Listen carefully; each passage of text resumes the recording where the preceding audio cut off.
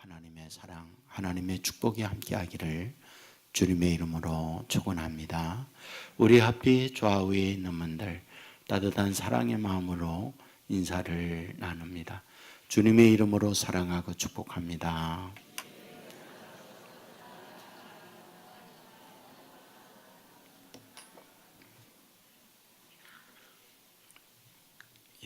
감사합니다.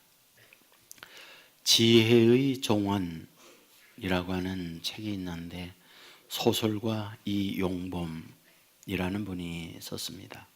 여기에 이런 내용이 나옵니다. 중국의 양나라와 초나라가 국경을 맞대고 있는 한 마을에서 일어난 일이에요.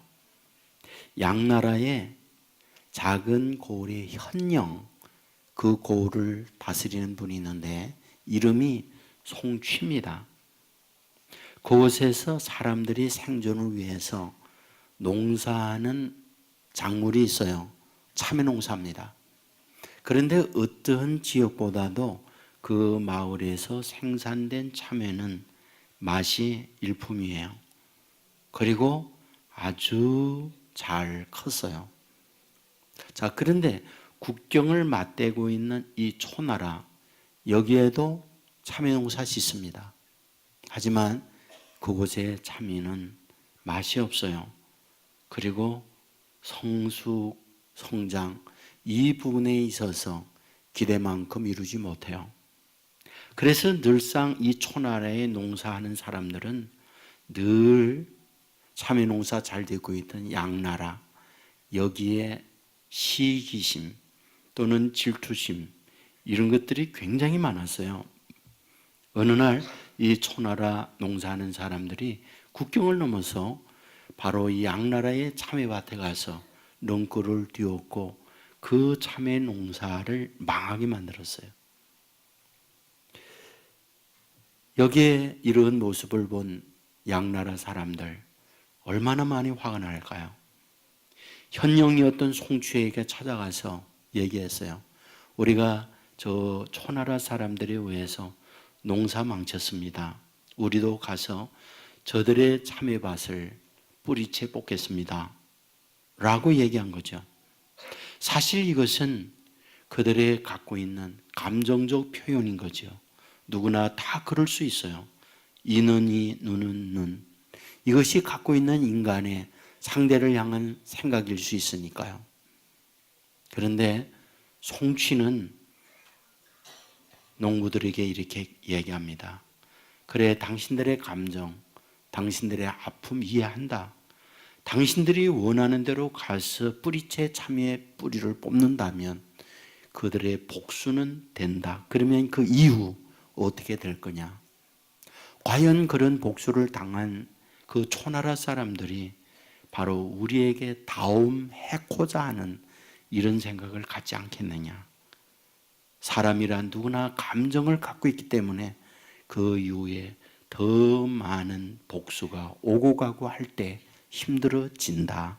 그러니 우리가 손해를 입었다 할지라도 그런 방법으로 처리하면 안 된다.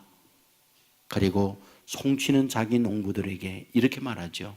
밤에 국경을 넘으세요. 그리고 그들이 하는 농사 참외밭에 가서 거름을 주세요. 그리고 물을 주고 오세요. 바로 그들은 이 혈령, 바로 송취의 가르침 따라 밤에 건너가서 자기들의 아픔을 주었던 초나라 참외밭에 거름을 뿌렸어요. 그리고 물을 주고 넘어왔습니다. 그 일이 반복되어졌을 때 이 초나라 사람들이 신기한 거죠. 자기들이 농사와 다르게 엄청 참외가 잘 자랐어요. 맛도 좋아요. 이상하다 했던 그들은 밤에 무슨 일이 일어난다. 그리고 그것을 확인하기 위하여 숨었습니다. 보았더니 바로 자기들이 참외밭을 망쳤던 양나라 사람들이 넘어와서는 자기 밭에 기름을 주고 불을 주는 거예요. 그들의 얼굴은 붉어졌어요. 많이 부끄러웠어요. 나중에 용서를 빌죠. 잘못했다고. 그리고 아름다운 화해를 이끌어냈다는 그런 글이었어요. 여러분, 우리는 이것을 지혜라고 얘기해요. 사실 늘 여러분에게 말합니다마는 그 사람을 아는 것. 부모가 누구냐? 어디 학교를 나왔지? 그리고 지금 하고 있는 직업. 그리고 어디에서 얼마의 수입을 얻으면서 사는 거야? 이런 걸 통해서 그 사람을 압니다. 그러나 진짜 그 사람의 내면, 그 사람의 속사람을 아는 것은 어떤 말을 들었을 때, 어떤 일을 만났을 때 어떻게 말하지? 어떻게 행동하지? 그 반응을 보면서 그 사람 됨을 우리는 확인하는 거죠. 여러분, 우리가 지혜를 얻고 살고자 하는 것, 왜 지혜를 얻으면서 살고자 하나요? 그 지혜가 우리의 삶을 풍요롭게, 행복하게 잘 되도록 만드는 길이니까 그 지혜를 얻으려고 하는 거죠. 여러분, 오늘 본문에서 이 부분을 우리에게 말해요. 본문은 어디에 기록되어 있나요? 고린도 전서입니다. 고린도 전서가 무엇일까요? 바울이 고린도에 있는 교인들에게 첫 번째로 보내는 편지, 이것을 고린도 전서라고 그러죠. 두 번째로 보내는 편지가 있죠. 그것을 고린도 후서라고 말을 합니다. 그런데 바울은 고린도에 있는 교인들에게 첫 번째 편지 쓰는 서두에서 십자가를 얘기해요. 제가 이 부분에 대한 고민을 하면서 왜 바울은 고린도에 편지하면서 편지 서두에서 십자가를 말하지? 다르게 표현하면 로마에 있는 교회, 갈라디아에 있는 교회, 빌립보에 있는 교회들에게 편지하면서 십자가를 서두에서부터 말하고 있지 않거든요. 적어도 고린도 교회에 십자가의 이 문제, 이것을 바울은 소중한 관심사로 알고 먼저 앞부분에서 이 편지를 쓰고 있다. 그런 얘기입니다. 자, 그렇다면 왜 바울은 고린도 교회에 편지하면서 이 십자가 문제를 서두에서 다루고 있는 걸까라는 거죠. 우리가 이 부분을 이해하기 위해서는 고린도 교회, 고린도의 지정학적 상황을 아는 것이 좋아요. 고린도가 어떤 곳이냐? 제가 실제 고린도를 방문해 봤어요. 여러분, 세계 3대 운하, 그러면 스위즈 운하, 파나마 운하, 그리고 고린도 운하를 말하잖아요. 그 실제 운하를 가서 보았어요. 그런데 참 재미있는 지리적 현상을 볼 수 있어요. 여러분들 병이 있잖아요. 병목이 있습니다. 그러면 그 안에 내용물을 담기는 그 아래는 굉장히 커요. 그냥 참 있을 병 그런 게 아니고요. 그냥 병목은 좋은데 이만하게 큰 거, 그런 병. 그런 병목을 육지에다가 이렇게 붙여놓은 거. 그게 고린도 땅과 같은 곳이다. 그런 얘기예요. 그러니까 이 육지와 붙어 있는 이것은 불과 6km입니다. 그런데 여기서부터 지나가려고 하게 되어지는 수백 킬로를 벗어서 돌아서 가야만 반대편으로 가요. 여러분, 해상이라고 하는 것은 언제나 파도와 위험이 있어요. 조난사고가 수시로 납니다. 그러니까 고대의 그 사람들은 어떤 생각을 갖느냐? 여기에서 저기까지 배를 육지로 끌어올려 가지고 저기까지 밀면 금방 가잖아. 그래서 바울 당시의 사람들은 거기에다가 나무, 통나무 이런 것들을 놓고 배가 넘어가지 않도록 만들고, 그리고 엄청난 남정네들이 밧줄로 배에서 육지로 끌어올립니다. 그리고 배를 밀어가지고 6km를 가요. 그래서 건너편으로 이 배를 넘겨주었어요. 그게 바로 고린도예요. 바로 이런 고린도에 지내다 보니까 어떤 일이 벌어져요? 굉장히 많은 외부의 남정네들이 모여듭니다. 그리고 그 남정네들이 노동을 하면서 번 돈을 가지고 그 돈을 어디에 쓰느냐. 역사일에 돈이 생겨가지고 구제해야지. 이 돈이 필요한 분에게 나눠줘야지. 바로 선교하는데 송경금 내야지. 그런 경우는 많지 않아요. 일단 돈이 생겼다. 그러면 그 돈을 가지고 먼저 자기를 위해 씁니다. 자기를 위해서 먹고 살고 입고 그런데 쓰는데 그 다음 단계 뭐냐? 쾌락이에요. 쾌락하는 데 써요. 그래서 이 고린도에는 성적으로 엄청 문란했어요. 그래서 바울이 고린도 교회에 편지하면서 굉장히 많은 부분에 대한 화래가 뭐예요? 그게 여자 문제, 성 문제를 많이 다뤄요. 바로 이러한 환경에 있는데 이러한 것만 거기에 있는 게 아니라 이 고린도는 어디에 하고 붙어 있느냐? 아테네하고 붙어 있어요. 아테네는 80km 정도 됩니다. 이웃하고 있어요. 여러분 아테네가 어디입니까? 아테네는 철학의 본거지예요. 소크라테스, 플라톤, 아리스토텔레스 다 아테네 사람들이에요. 여러분에게 말하지만 철학이 뭔가요? 지혜를 사랑한다는 말이에요.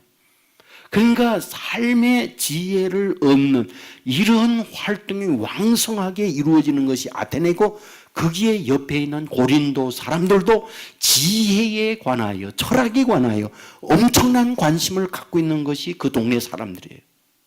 그러니까 한편으로는 돈을 가지고 쾌락을 추구하고 있고 또 한편으로는 지혜의 문제에 관심을 갖는 것이 이 고린도 지방의 사람들이었다. 그러므로 오늘 바울이 고린도 사람들에게 편지하면서 헬라, 너 고린도 그리스 사람들 지혜를 구하고 있지? 라고 오늘 본문에서 말해요. 자, 그런데 거기에는 고린도 사람들만 있는 게 아니라 누가 있느냐? 유태인들도 같이 있어요. 왜 유태인들이 여기 왔느냐? 소위 디아스포라, 흩어진 유태인들이 그곳에 와서 삽니다. 유태인들에게 간절히 소망하는 게 뭡니까? 그들은 능력이에요. 능력이 뭔가요? 여러분들 이스라엘 백성이 늘 사모하고 꿈에도 바라는 게 있어요. 그건 하나님의 능력입니다. 그 능력의 기원이 어디 있느냐? 핵심은 출애굽이에요. 400년 동안 이집트의 고통과 아픔을 겪고 있을 그때 하나님의 능력이 임합니다. 그러므로 말미암아 그 능력으로 이집트에 처음 난 모든 걸 죽이고 자기들이 살아나는 그 경험이 있어요. 그런 능력을 그때만 경험한 게 아니라 홍해가 막혀요. 하나님의 능력으로 그 홍해를 육지같이 갈라서 그들을 건너 안전하게 광야로 가게 해요. 광야에 물이 없어요. 반석에서 물나게 하는 하나님의 능력을 경험해요. 먹을 양식이 없어요. 하늘에서 만나를 내려서 그들의 양식을 공급해 줘요. 뜨거운 태양에 익사할 수 있어요. 하나님이 구름 기둥으로 보내서 태양을 가리면서 시원하게 살도록 만들어요. 광야의 추위에 떨어 동사할 수 있어요. 밤에 불기둥을 보내서 그들을 따뜻하게 만들어줘요. 바로 이런 하나님의 능력에 대한 사모함, 이것이 유태인들에게 그립고 그린 거예요. 바로 그러한 이들을 바울은 보면서 편지할 때 유대인들은 능력을 구하고 헬라인은 지혜를 구한다. 그러나 나는 너희들에게 그런 게 아니라 십자가를 너희들에게 말하고 싶다. 이것이 오늘 본문이에요. 여러분, 특별히 우리가 18절 말씀에 보면 십자가의 도가 멸망하는 자들에게는 미련한 것이요 구원받는 우리에게는 하나님의 능력이라. 십자가는 능력이다. 십자가는 지혜다. 그리고 2장 2절에 가면 내가 너희 중에 예수 그리스도와 그가 십자가에 못 박힌 것 외에는 아무것도 알지 아니하기로 작정하였습니다. 그러니까 지금 바울에게 있어서 그들에게 편지하면서 하는 말, 너희들이 원하는 능력 나도 알아. 그리고 그리스 헬라 사람들이 말했던 철학, 지혜 구하고자 하는 거 나도 배웠어.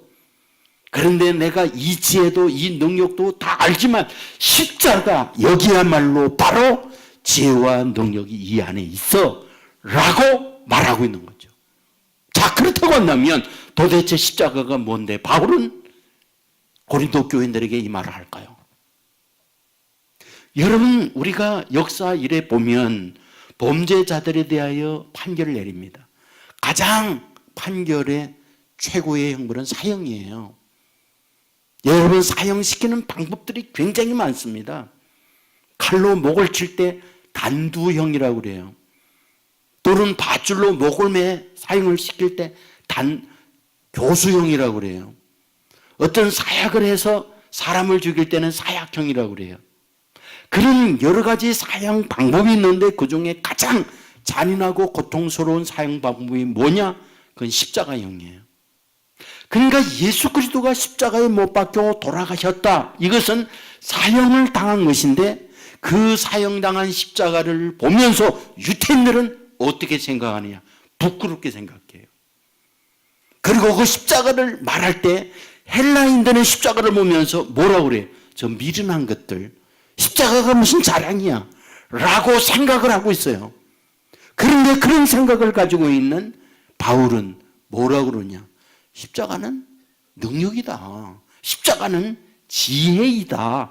라는 말을 하고 있다. 그런 얘기예요. 자, 그렇다고 한다면 우리는 여기서 생각을 해야죠. 도대체 다른 이들은 십자가가 수치요, 십자가가 부끄러운데 왜 바울은 십자가 외에 나는 다른 걸 말하지 않겠다.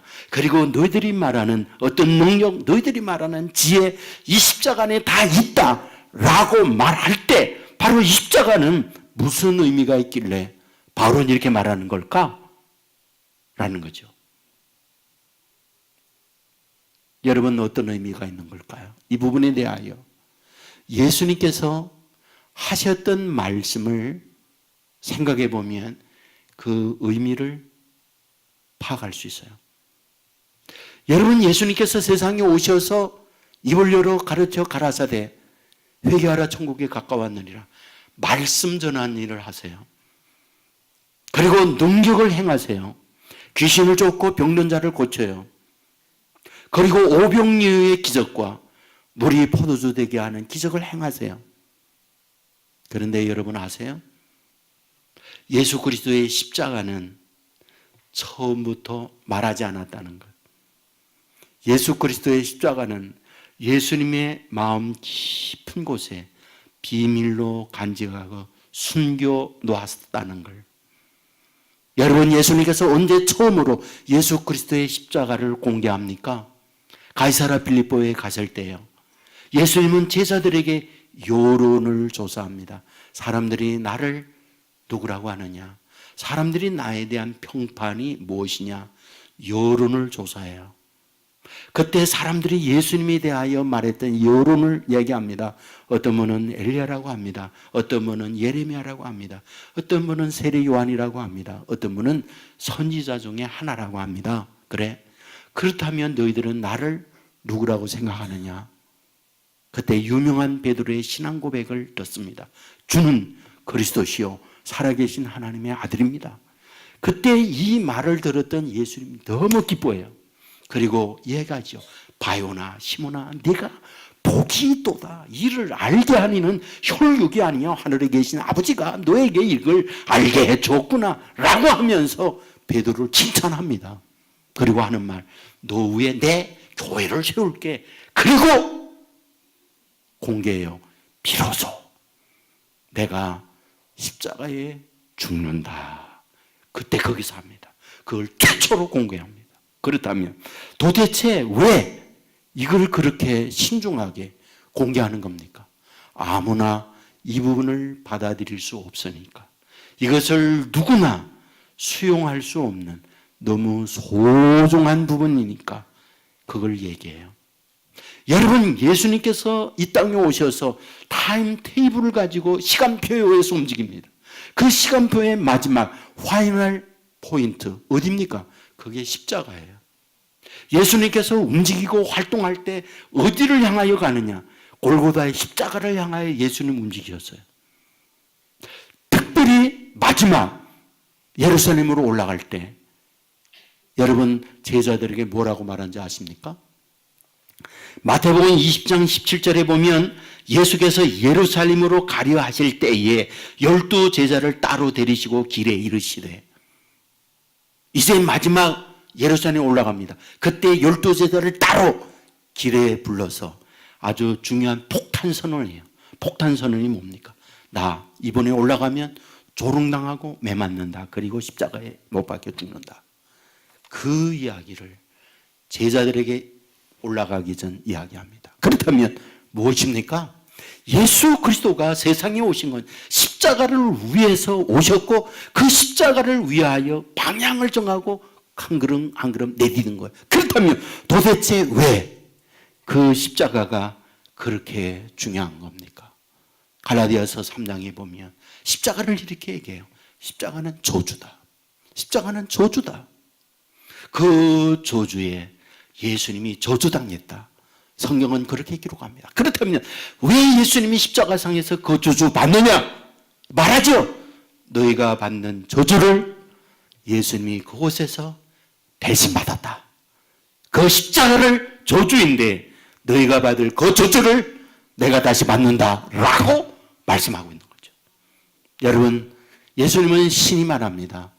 나는 너희들을 대속물로 주려고, 내가 너희들을 위하여 나를 대속물로 주려고 내가 왔다. 이렇게 얘기해요. 대속물이 뭔가요? 여기 컵이 있습니다.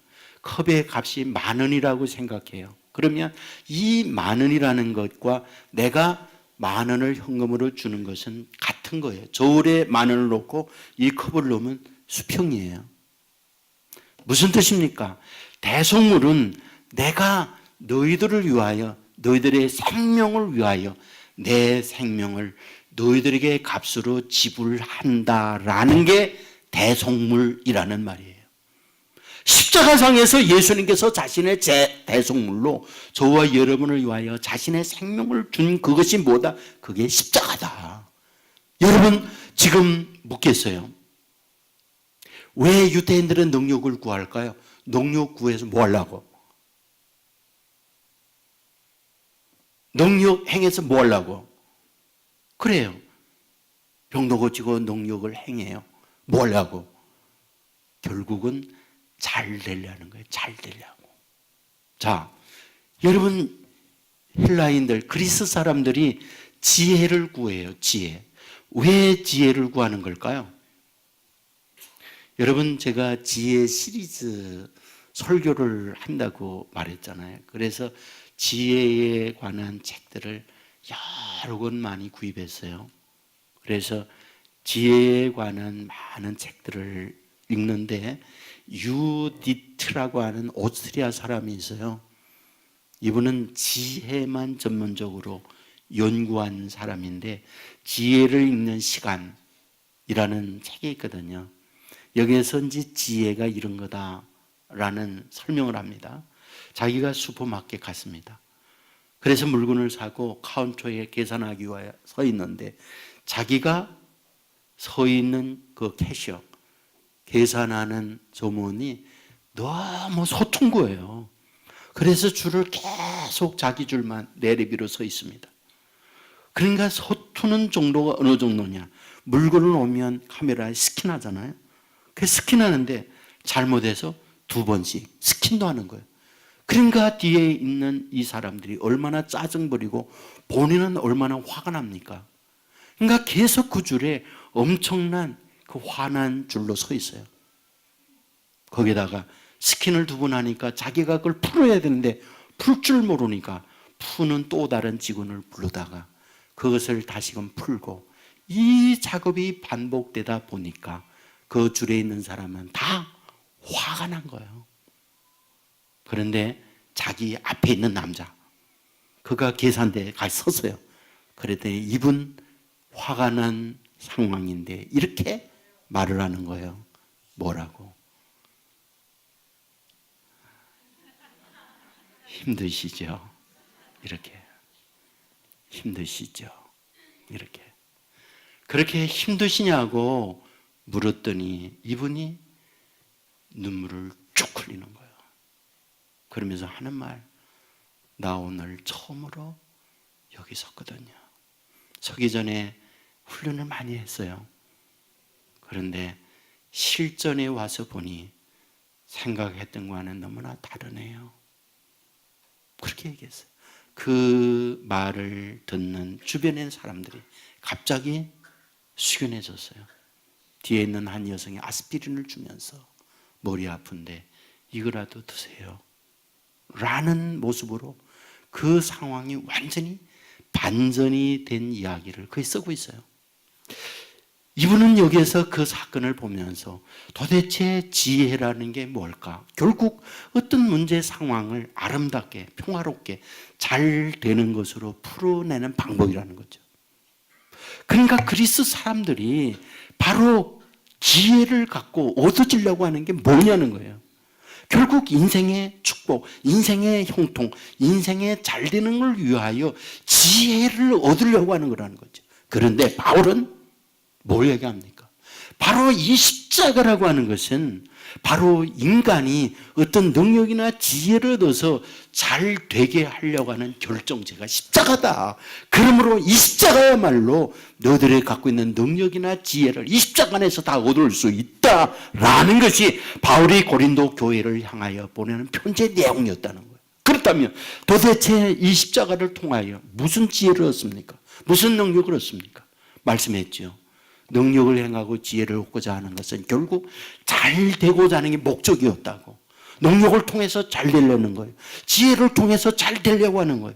그런데 십자가야말로 진정으로 인간의 모든 잘 되는 길이다라는 것이 바울이 고린도 교회에 보내는 편지의 내용이었다는 거예요. 십자가가 뭡니까? 우리 인간의 삶에는 수많은 난제, 수많은 한계를 안고 있어요. 죄를 지었습니다. 죄. 우리가 수양 노력을 한다고 죄 문제 해결 안 됩니다.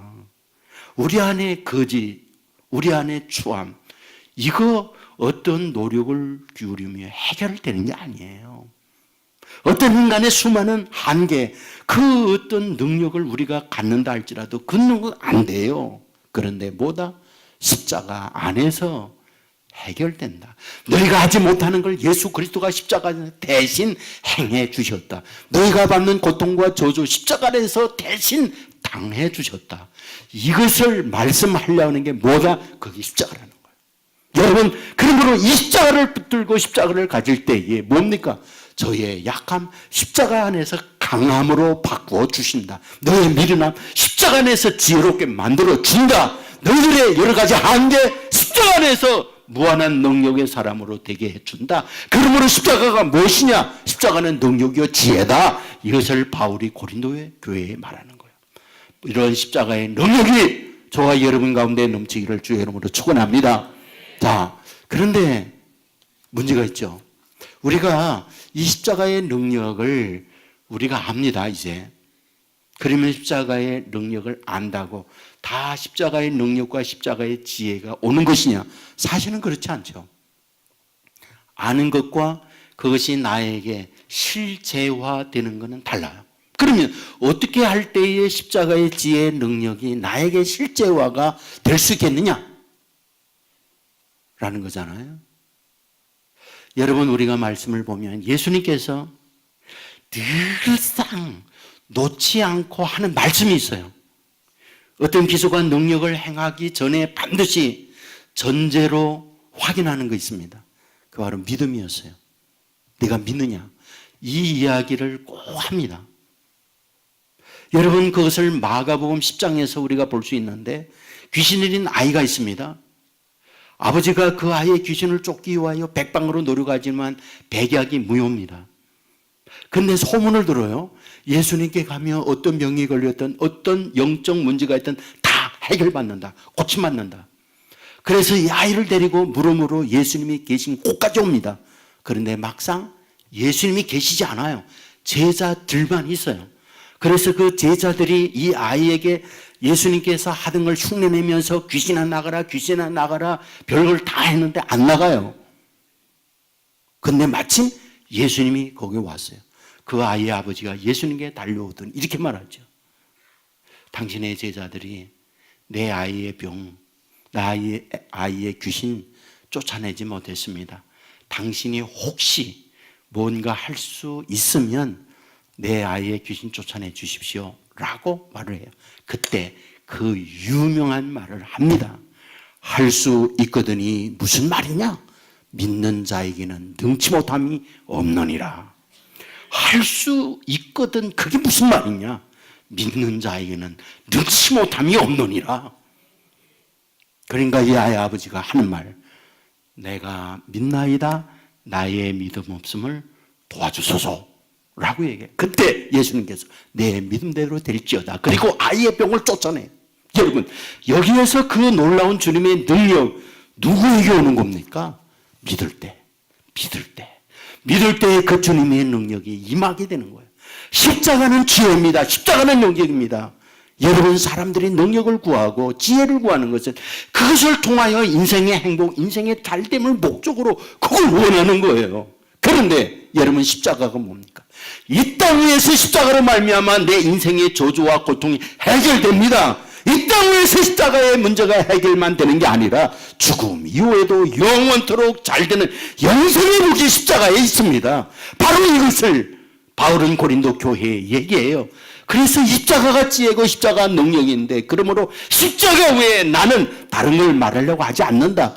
이 십자가를 붙들어야 된다라는 것이 고린도 교회를 향한 말씀이었어요. 여러분, 이 십자가를 믿는 저와 여러분, 십자가로 인하여 능력 지혜를 얻는 저와 여러분 되기를 주의 이름으로 축원합니다. 십자가를 믿는 저와 여러분, 이 땅 위에서 십자가로 내 인생의 문제 해결되고 십자가로 영생하는 구원의 복을 누려 사는 저와 여러분의 삶이 되기를 주의 이름으로 축원합니다. 기도하겠습니다. 아버지.